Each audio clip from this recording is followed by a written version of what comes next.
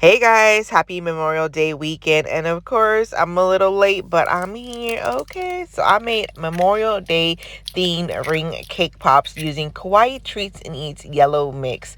Basically, I followed the directions. I just subbed the butter for oil. Then I let it bake, and when it was fresh out of the oven, I put it straight into my mixer. And then once it formed into a nice cake pop dough, I separated it into 3 different balls, and I colored 2, one in blue, one in red. Oh my goodness. Okay, then I melted down some white chocolate from Chalk Zero.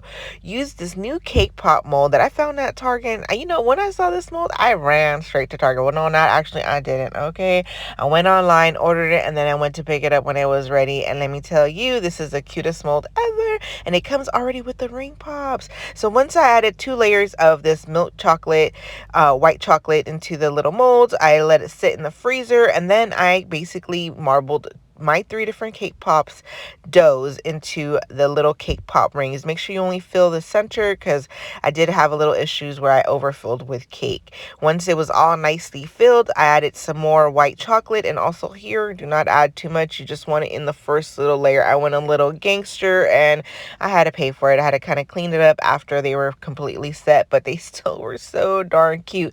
I used my edible gold luster dust to kind of give them a little shine, added a little spray of edible glitter, and when they were done, I felt like I was blinging. Okay, I put my little ring pop on, and then I ate it. Yum.